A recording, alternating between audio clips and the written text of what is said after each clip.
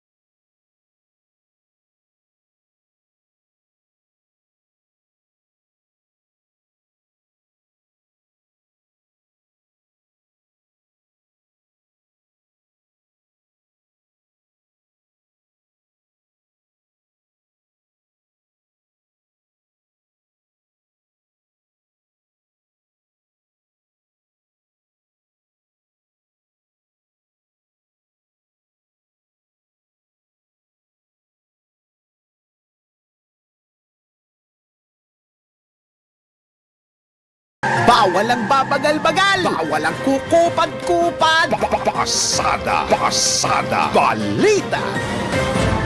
Magandang umaga Luzon, Visayas, Mindanao, Pilipinas. Ako po ang inyong tagapaghatid balita, Johnny Ibanez. Pasada Balita. At ngayon, pasadahan na natin ang mga nagbabagang balita. Pasada Balita. Walang Pilipinong nasaktan sa gumuhong gusali sa Central Jeddah. Ito naman ang kinumpirma mismo ni Migrant Workers Secretary Hans Leo Kakdak.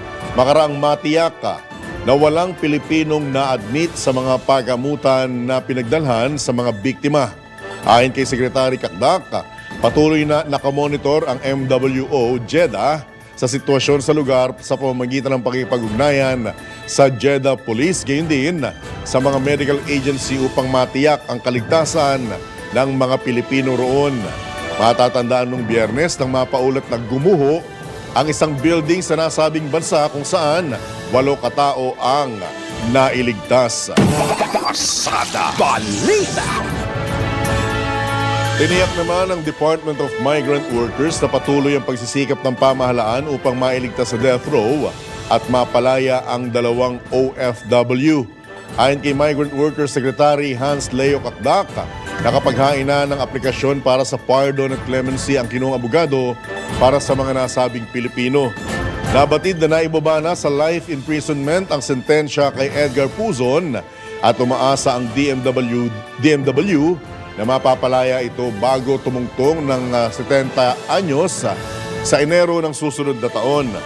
Habang isang OFW naman si Cyril Tagapan ay nagsisilbi ng kanyang sentensya mula 2016 dahil sa pagpatay sa isang Bruneian citizen at dahil na rin sa kasong arson at theft. Noong nakarang linggo lamang, binisita ng Secretary Kakdak ang 2 OFW na nasa death row upang ipaabot ang suporta at mismong mensahe ni Pangulong Ferdinand Marcos Jr. Pasada Balita. Samantala, tiniyak ni Pangulong Marcos sa kabila ng relasyon ng bansa sa China at Amerika, lagi niyang isusulong kung ano ang makabubuti para sa Pilipinas at ang pagtataguyod ng International Rules-Based Order ay isa sa mga paraan para ito magawa. Ginawa ni Pangulong Marcos ang pahayag sa kanyang bilateral meeting kay Lithuanian Prime Minister Ingrida Simonaita. sa Singapore o Simonite. Sa pagpupuloy, binahagi ng dalawang leader na naharap sila sa mga hamon sa kanilang mga kapit bansa, ang Pilipinas sa China, sa West Philippine Sea, habang ang Lithuania ay ganoon din sa Russia. Sa kanyang pahayag, sinabi ng Pangulo na nais lamang ng mga Pilipino na isulong ang kapayapaan at pambansang interes. Dagdag pa ng Presidente na isang paraan na upang makamit ito ay ang sa pamamagitan ng pagtataguyod ng international rules-based order. Pasada Balita. Sa latest ng Filipino Mirror, pansamantalang ipinagbawal ng Department of Agriculture ang pagpapasok ng karne at buhay na baka sa bansa na mula naman United Kingdom. Ito'y matapos makapagtala ang Scotland ng kaso ng mad cow disease noong nakaraang buwan. Sa ilalim ng Memo Order 20 na inilabas ng DA noong 30 ng Mayo, pansamantalang ipinagbabawal ang pag-aangkat ng mga buhay na baka, karne, beef products at semilya ng baka mula sa nasabing bansa upang maprotektahan ang livestock industry na may malaking ambag sa ekonomiya ng Pilipinas. Paliwanag pa ng DA, ang bovine spongiform encephalopathy, pwede naman palang mad cow disease eh. Ba't sinama pa? Pinahirapan nyo pa kami. Mad cow disease ay maaari magdulot ng fatal nerve damage sa mga baka at kapag nakapasok sa Pilipinas, maaaring maapektuhan ang industriya ng hayop, gayon din ang kaligtasan sa pagkain. Ang nasabing sakit ay maaaring magdulot ng masamang epekto sa mga tao kung saan kabilang sa mga sintomas ang pag-urong at tuluyang pagkasira ng utak. Pasada Balita. Target naman ng National Dairy Authority na mag-angkat ng 5,000 baka upang mapataas ang produksyon ng gatas sa bansa. Ayon kay NDA Administrator in Charge Gavino Alfredo Benitez, kailangan ng importasyon upang makapag-produce ng 80 milyong litro ng gatas hanggang 2028. Dahil dito kailangan anya ng NDA ng 1 bilyong pisong pondo. Malaking agwat mula sa inaprubahang budget ng Department of Budget and Management na 420 million pesos para sa 2025. Kaya naman nananawagan na opisyal sa pamahalaan na dagdagan ang pondo ng NDA dahil bukod sa pagtiyak na mayroong sapat na supply ng gatas, ito'y para na rin makapagtayo ng laboratory facilities sa 6 na regional offices nito. Pasada Balita.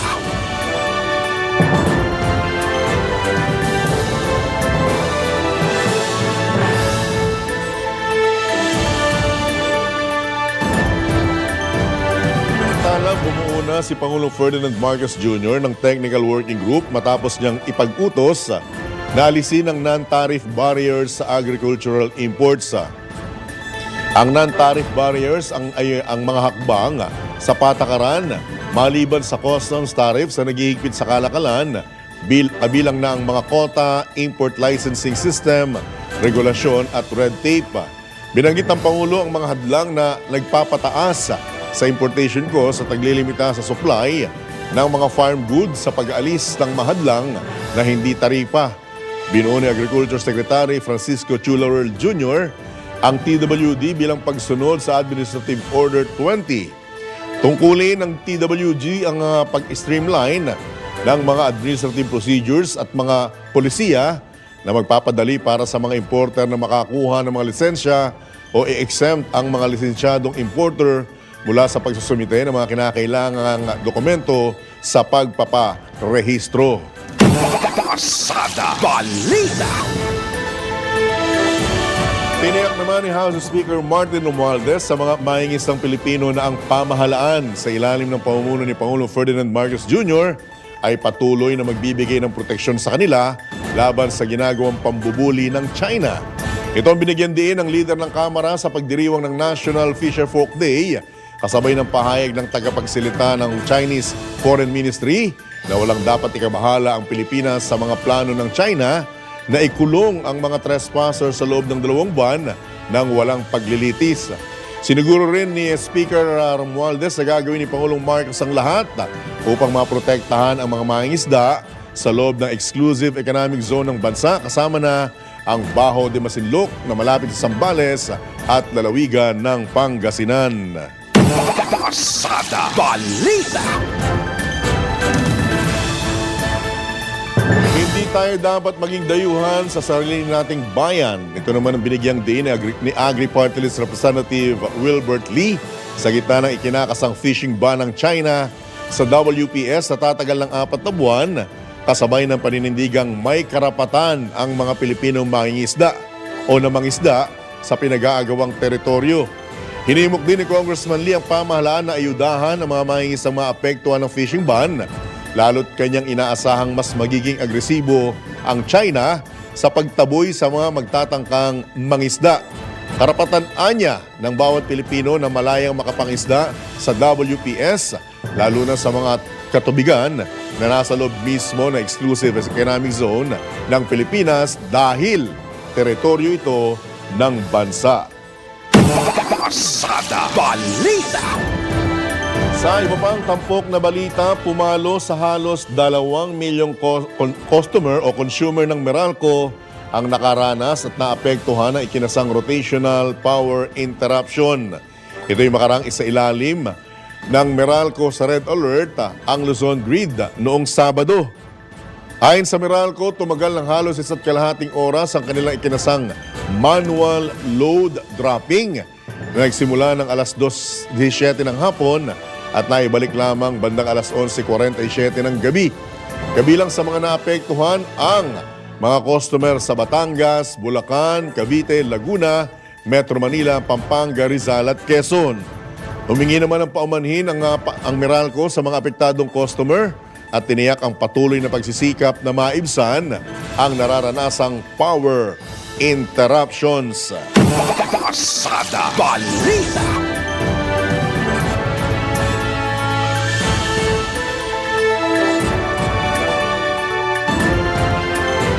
Inaprubahan na ng Energy Regulatory Commission ang Power Supply Agreement ng Central Negros Electric Cooperative at Energy Development Corporation. Ito'y upang mapigilan ang tumataas sa bayarin sa kuryente sa Negros Occidental. Kasunod na rin ito ng panawagan ni Bacolod City Mayor Alfredo Albi Benitez sa ERC na tugunan na ang joint petition na inihain ng Seneco at EDC noong Marso 15. Ito'y matapos ang reklamo ng mga consumer na mataas sa singil ng kuryente ng Seneco nitong mga nakaraang buwan. Paliwanag ng ERC na asahang bababa ang generation rate ng Seneco at mapapagaang ang pasanin nito sa wholesale electricity spot market kung saan binibili nito ang halos 74% supply sa elektrisidad. Pasada Balita. Samantala, patuloy na binubulabog ng water interruption ng ilang lugar sa Metro Manila. May service interruption sa Barangay Maharlika, NS Amoranto at Paang Bundok, Quezon City dahil sa pressure test ng Maynilad mula alas 10 ng gabi hanggang alas 6 ng umaga kahapon hanggang ngayong araw. Paliwanag ng West Zone Water Concessionaire, ginagawa ang maintenance activities bilang bahagi ng pangako ng kanilang kumpanya na maayos na pamamahagi ng tubig sa kanilang jurisdiksyon. Pinayon din ng Maynilad ang mga apektadong customer na mag-ipon ng sapat na tubig bago ang nakatakdang water interruption. Pasada Balita.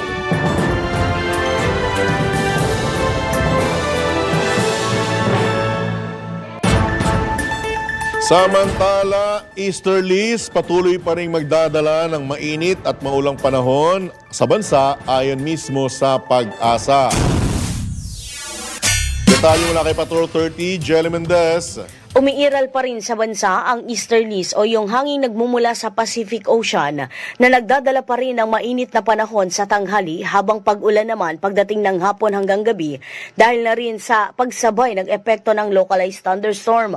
Ayon kay Pag-asa Weather Specialist Obet Badrina, panahon na ng tag-ulan kaya asahan din ang pag-ulan sa madaling araw. Frontal system naman ang nakakaapekto sa extreme northern Luzon na nagdadala ng mga kalat-kalat na pag-ulan Bulacan, pagkulog at pagkidlat sa bahagi ng Batanes at Babuyan Islands. Inaasahan ring iiral sa mga susunod na araw ang southwest monsoon o hanging habagat na magdadala naman ng mga pag-ulan partikular sa bahagi ng Ilocos Region at western section ng Luzon, habang localized thunderstorm naman ang nakakaapekto sa gabi sa bahagi ng Visayas at Mindanao. Sa kasalukuyan ay wala pang namomonitor ang pag-asa ng low pressure area, kaya maliit pa ang tsansa na magkaroon ng bagyo sa susunod na 3 araw. Ito si Patrol 30 Jelle Mendez nag-uulat para sa Impinang Mitodong Lakas sa DWIZ. Nagbabalita ng tama, naglilingkod ng tama. Kapag may bagong balita, naka-on air, agad-agad, DWIZ Patrol Report! Samantala, isinisisi ng Liga ng Transportasyon at Operator sa Pilipinas sa serye ng transport strike ang umuunting bilang ng mga pasahero. Sa panayam ng DWIZ, binigyan din ni ELTA President Calando Marquez na dahil sa paulit-ulit na tigil pasada, maraming commuter ang mas pinili na lamang na bumili ng motorsiklo. Dahil dito mas bumigat anya ang daloy ng trapiko sa mga lansangan. Batay sa pagtataya ng pamunuan, aabot sa 10 milyon ang bilang ng mga commuter na hindi na sumasakay sa mga jeepney. Talagang dito nararamdaman na namin dahil ng una, talagang ang dami na ng ating mga kababayan ang bumibili ng kanya-kanyang motor. Kaya dito mo na makikita ngayon dahil nga doon sa kaka-strike ay yung ating mga kababayan dahil sa ayaw maperwisyo ay talagang nagbilihan na ng kanya-kanyang motor. Kaya katakot-takot na na motor natin ngayon sa ating lansangan. Hindi lang sa Metro Manila kundi sa buong Pilipinas. Samantala, iniinda rin ng grupo ang walang katapusang korupsyon sa batas trapiko. Binatikos ni Calando ang anyay pagiging selective ng mga otoridad sa panghuhuli sa mga lansangan.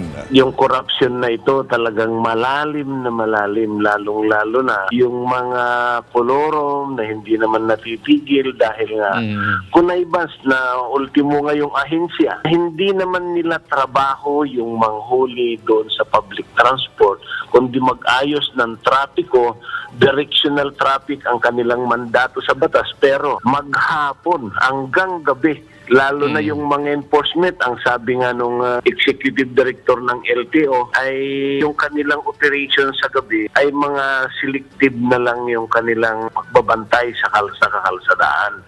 Pero nakikita mo, kung dating ng gabi, lalo na yung mga grupo ng SAIC ay talagang grabe dahil iikot na ka ng iikot hanggang sa makipag-ariglo ka. Yan yung modus operandi ngayon. Yan po ang tinig ni ELTA President Calando Marquez sa panayam ng DWIZ. Pasada Balita! Tiniyak naman, o sa latest ng Filipino Mirror, tiniyak ng Department of Transportation na may sapat na consolidated jeepneys na tumatakbo sa Metro Manila. Ayon kay Transportation Secretary Jaime Bautista, batay rin sa datos ng LTFRB, 80% ng PUV operator at driver ang nakiisa sa PUV Modernization Program. Gayunman, sinabi ni Secretary Bautista na masyadong marami ang bilang ng mga jeep na may ruta o sa mga ruta, kaya't kailangan bawasan ang mga ito. Tuloy-tuloy naman anya ang pakikipag-ugnayan ng DOTR sa LTFRB maging sa mga lokal na pamahalaan sa Metro Manila upang matapos na ang LTPRP o ang Local Public Transport Route Plan na maglalaman ng detalyadong network ng ruta at kinakailangang bilang ng mga PUV sa bawat ruta. Pasada Balita! Haharap na ang mga tsuper sa ikalawang sigwada ng dagdag singil sa toll sa North Luzon Expressway bukas. Kasunod ito ng pag-aproba ng Toll Regulatory Board ng taas toll fee sa naturang lansangan. Aakyat sa 5 piso ang bayad sa toll para sa Class 1 vehicle, 14 pesos para sa mga Class 2 at 17 pesos naman para sa Class 3 sa pagitan ng Balintawak o sa NLEX sa pagitan ng Balintawak, Caloocan, Marilao, Bulacan. Kaugnito nito, madadagdagan naman ang bayad sa toll ng mga tsuper na bumibiyahe gamit ang NLEX mula Metro Manila papuntang Mabalacat at Pampanga ng 27 pesos sa Class 1, 68 pesos sa Class 2 at 81 pesos sa Class 3. Wow! Pasada Balita. Ang bigat nun Samantala, umapila naman si Senator Win Gatchalian sa Toll Regulatory Board na tiyaking pinapaganda at inaayos sa mga operator ang kanilang serbisyo at mga pangunahing toll road sa bansa bago aprubahan at ipatupad ang anumang taas singil. Kasunod nito ng pag-aproba ng TRB sa ikalawang tranche ng toll adjustment sa North Luzon Expressway na magiging dahilan ng pagtaas ng toll rate para sa mga motorista mula sa ika-4 ng Hunyo. Ayon kay Senator Gatchalian, patuloy na nagrereklamo ang mga motorista sa NLEX dahil sa anilay palpak na serbisyo. Gihit pa ng senador, dapat munang ayusin ng mga operator ang mga toll road, mga depektibong cashless system at magpatupad ng mga programa na magpapagaan sa daloy ng trapiko bago maningil ng mas mataas na toll. Pasada Balita. Oras! 25 minuto na po makalipas ang ikapito ng AM. Pasada Balita. Sa pagkakataon pong ito, tayo po'y pinalad na makakausap via phone patch si Miss Nancy Gamo, yung sinasabing dating consultant ni Bamban Tarlac Mayor Alice Guo. Magandang umaga po, Miss Gamo. Johnny Banyas po. Live na po tayo sa DWIZ, Aliw Channel 23. Hi, good morning, Sir John. Apo. This is Nancy Gamo. Apo. Maraming salamat po sa pagkakataon, Ma'am Nancy, na ikangay magkaroon tayo ng huntahan kaugnay sa update. Unang-una sa lahat, kailan po kayo naging consultant ni Mayor Guo at gaano po kayo tumagal sa kanya? Ito po ay hindi po ako full-time na employee or accountant or retainer ni Miss Alice. Apo. Tumutulong lang po ako kung ano ang problema, anong pangangailangan niya sa mga kumpanya niya. Ang pagkakakilala ko sa kanya, more than 10 years na, ito ay nag-umpisa noong 2012. Hindi pa siya mayor at that time. Alright. At ano po yung partikular na naging responsibilidad ninyo bilang tagatulong? Binabanggit nyo nga po sa mga bagay na kinakaharap ni Mayor Guo noong mga panahon na yon, Ma'am Nancy. Ako yung tumutulong ako sa corporate housekeeping or nag-aayos ng mga dokumento ayon sa mga requirements ng ahensya ng gobyerno. Nagkaroon ako ng due diligence sa isang lupa na binili niya. Gumagawa ako ng mga dokumento, ng mga memorandum of agreement, deed of transfer, assignment of shares, yung mga board resolution, secretary certification. Tumutulong din ako sa mga tauhan ni Mayor pag may mga, halimbawa, may correspondences that needs require reply, ginagawa ko po yun. Alright. And then kung may mga problema sa mga tauhan sa farm, andun din po ako to give advice.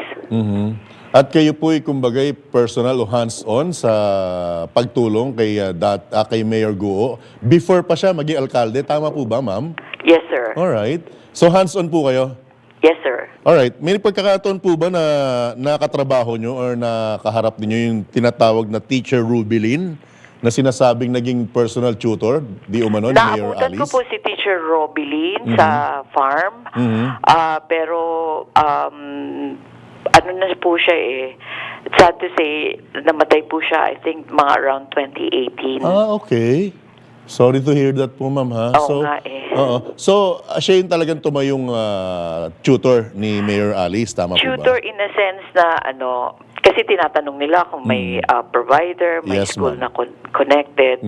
Ang pagkakaalam ko po is tutor lang. Alright. Okay. Binabanggit niyo po, Ma'am Nancy, na before pa maging alkalde si Mayor Alice, kakilala niyo na. So, paano niyo po siya ilalarawan bilang isang individual at nung maging isang alkalde na po ng Bamban? Nako, si Miss Alice, napakasipag na bata yan. Gusto niyang matuto, mabilis siya na matuto, at saka kahit wala siyang formal na nakapag-aral, magaling siya sa negosyo. Mababang loob din ang personality niya, magaling makisama sa mga tauhan, and basic is I can see in her yung being mapagmahal na anak.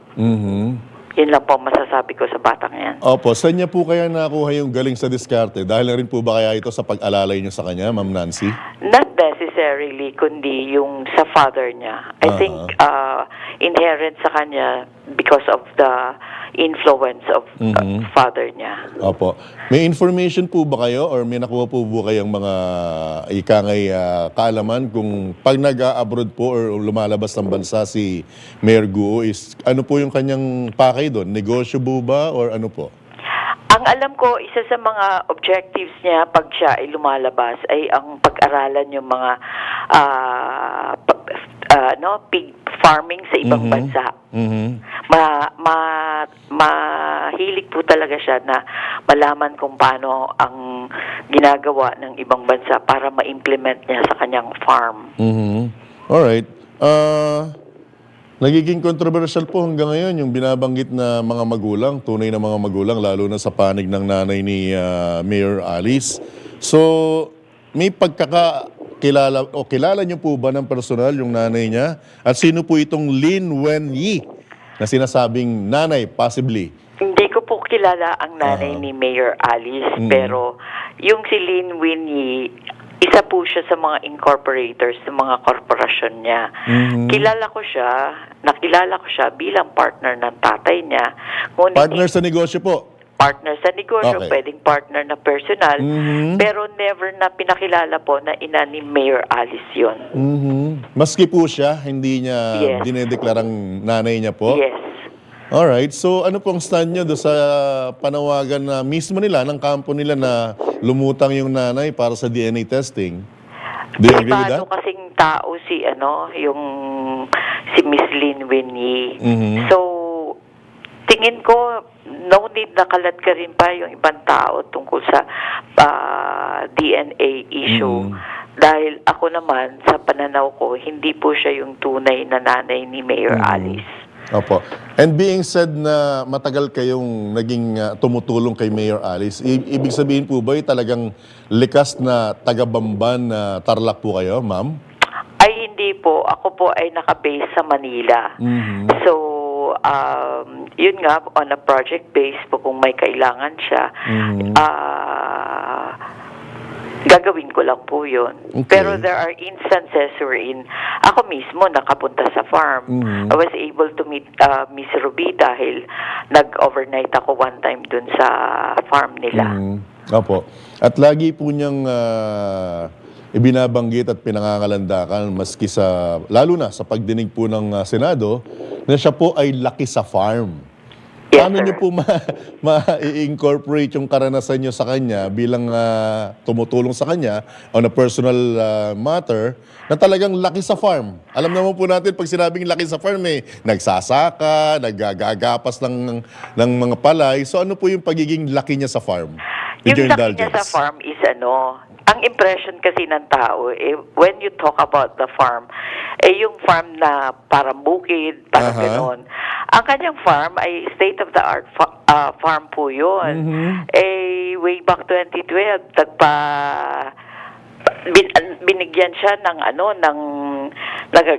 may isang chartered cargo plane na mahigit 1,000 na mga baboy, good quality baboy na galing sa Netherlands. And yung farm niya was chosen to para sa pagpapalaki ng mga baboy nato sa Luzon. So, ano po siya, yung farm na sinasabi is really Hindi malaking yung old klaseng school farm. na alam natin. Hindi siya yung bukid na Opo. Opo. Alright. So siguro yun lang ang term na ginamit niya na farm. Yes. Aha. Kumbaga, meron din po kasi kung nakitang with your indulgence na yung manukan na hindi na po naaamoy yung mabahong amoy. Siguro ganun yun no? Ka-high-tech, ka-improve. Naka-biogas po yung farm niya.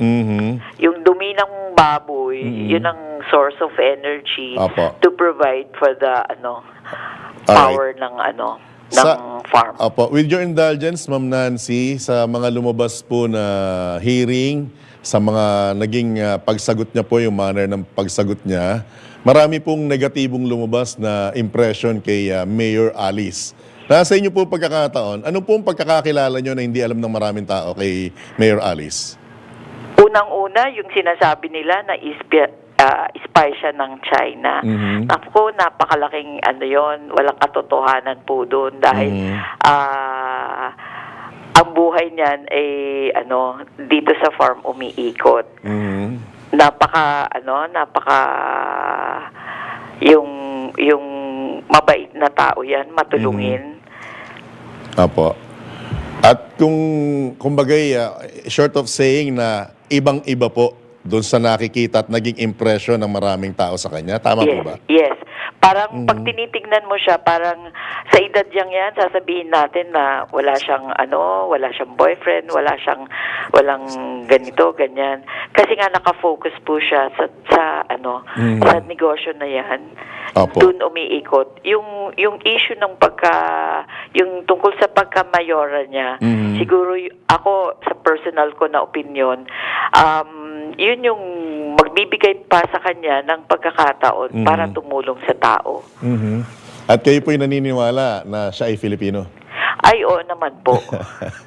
Oo naman po. Okay. Hindi po niya nanay yung sinasabi na ini-insinuate na si Lin Winyi. Hindi po niya nanay yun. Hindi niya po biological mother yung pangalan na yun. Last question po, with your indulgence. Kilala niyo po ba? Kung hindi ko pa yata naitatanong, kilala niyo po ba yung nanay niya? At nakita niyo na po? Ay, hindi po. Hindi rin?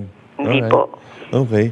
Ma'am Nancy, I expect na after nitong interview ito, masusundan ito at baka magsanga-sanga yung mga information. So, maaaring hindi po ito yung una tuloy pagkakataon na aabalahin namin kayo. Okay lang po ba? Yes, sir. Wala po kung update? Ako naman po, kung ano lang po yung totoo na nalalaman ko tungkol kay Mayor Alice. Yun lang naman po ang pwede kong sabihin. Alright. Okay. With that, maraming salamat po. Unless may karagdagan pa po kayo mensahe. Go ahead, Ma'am Nancy. Kay Mayor Alice, just stay strong. Magdasal ka. Humingi ka ng lakas sa Panginoon. Alright. With that, Miss Nancy Gamo, maraming salamat po sa pagkakataon. Bukas po ang aming himpilan at ang palatuntunan ito for updates, if ever po. Good morning. Yes, sir. Apo. Maraming salamat po. Welcome po, sir. Good morning Magandang po. umaga. Apo. Yan po mga kabalitaktakan, si Miss Nancy Gamo, ang dating konsultant ni Bamban na Tarlac Mayor, Alice Guo. Pasada Balita. Samantala, alam nyo ba na ang katumbas ng bawat taya sa Philippine Charity Sweepstakes Office o PCSO ay kawang gawa? Sa bawat ticket mo, siguradong may matutulungang Pilipino sa kanilang pangangailangang medikal. Dahil sa PCSO, basta kawang gawa at pagtulong, hindi kanila uurungan. Kaya't laging tatandaan, ang bawat taya may kawang gawa. Pasada Balita. At ito pa, alam nyo ba na ang mga local government units sa bansa welcome makipag-partner sa PCSO? Narito po ang report.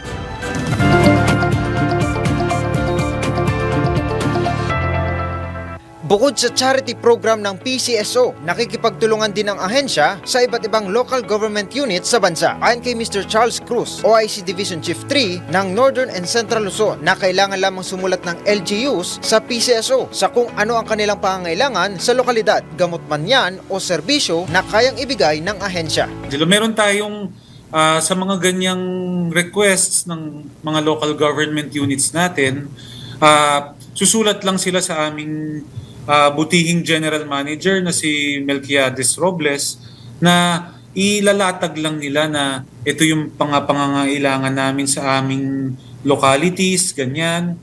Tapos pakita nila yung mga sitwasyon. Doon, magiging proseso na yan. Pag natanggap yon, makikipag-coordinate na yung office namin kung ano pa yung case-to-case requirements na kakailanganin. Pero yan, pwede naman yung sa local, idaan nila sa branch, tas yung branch ang magsabi rin sa amin ng mga pangangailangan ng mga LGUs nila.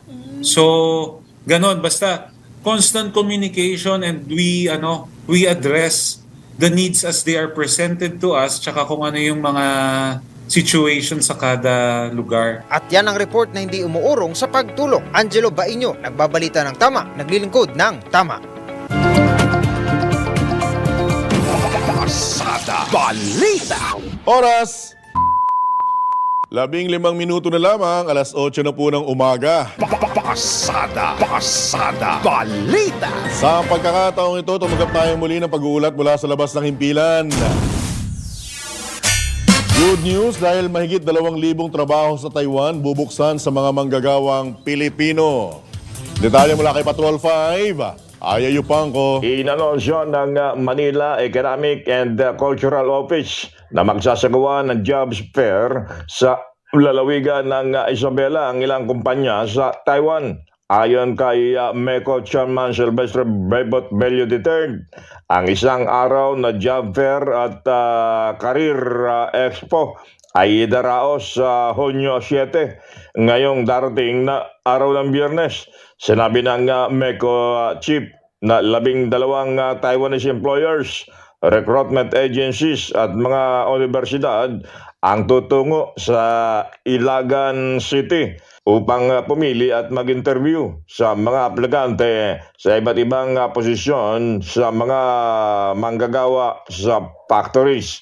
Mayroon din anyang trabaho para sa caregivers at scholarship para sa mga estudyante. Sinabi ni Chairman Bebot Bello na kabilang sa mga kalahok sa job fair na ito ay ang One Me Foods, isa sa nangungunang food processing and manufacturing companies sa Taiwan.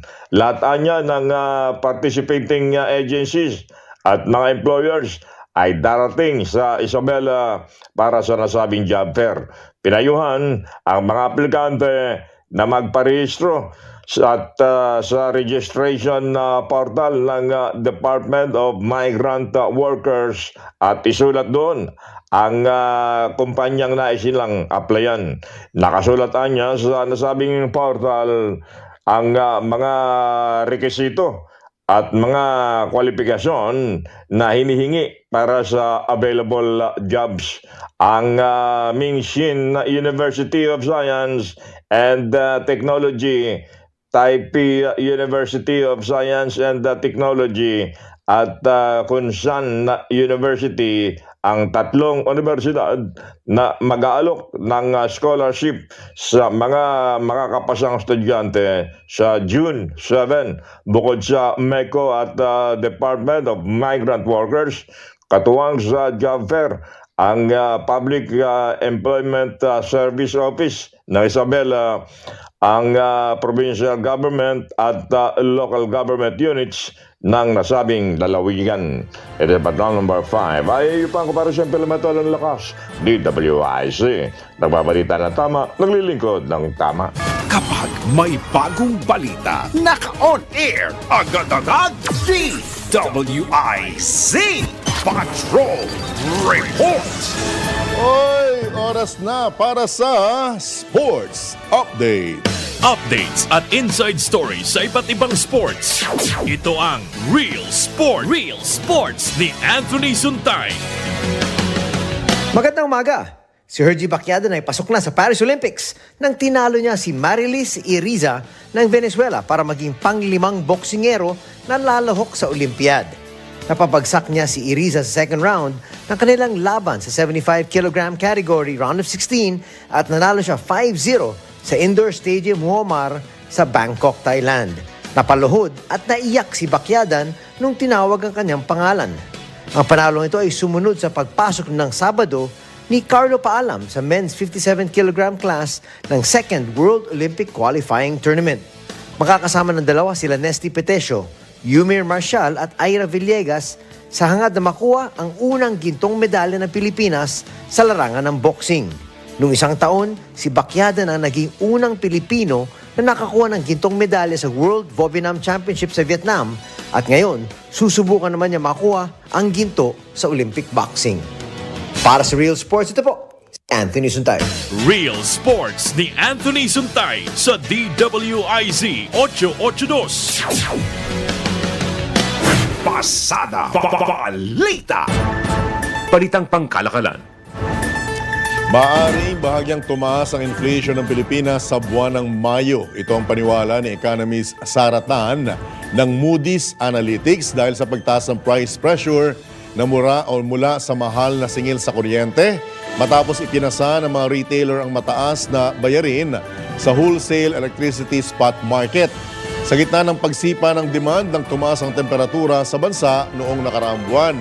Ayon kay Tan, posibleng umabot sa 3.9% ang inflation ng bansa ng nakaraang buwan.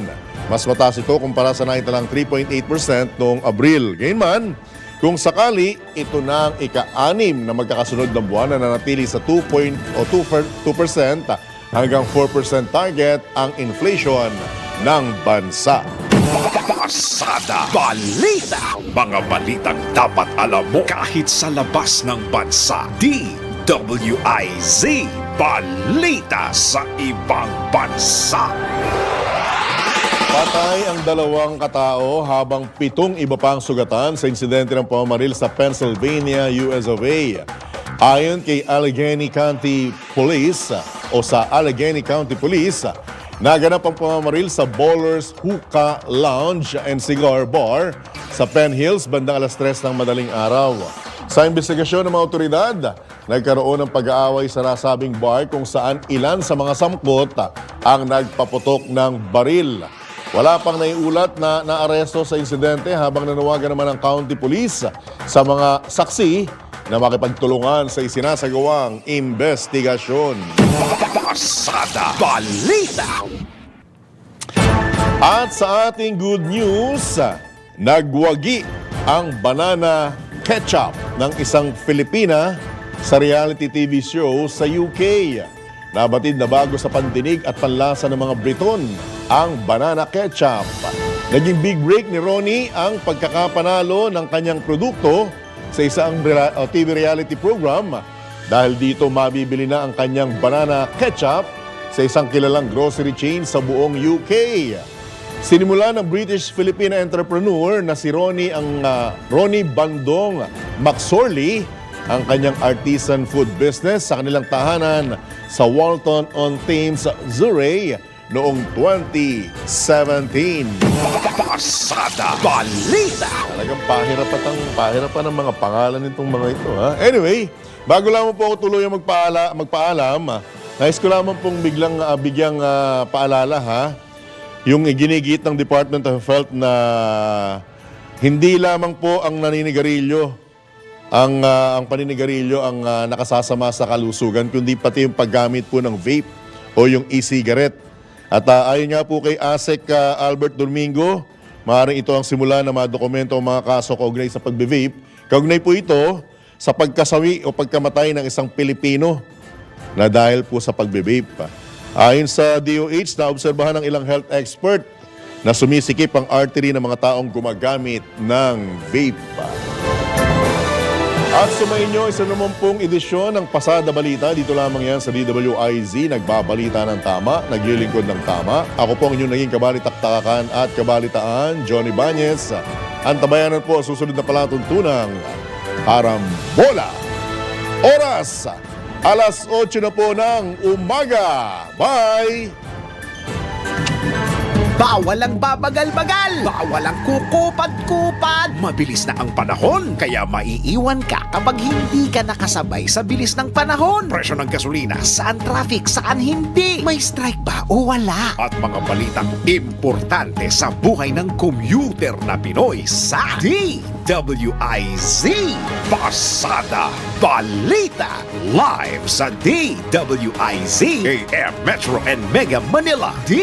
DWIZ News FM Regional Stations, Aliw Channel 23 at nakalive din sa lahat ng DWIZ DWIZ Digital Accounts. Kasama ang magbibigay ng kakaibang drive sa umaga. John Ibanez. DWIZ.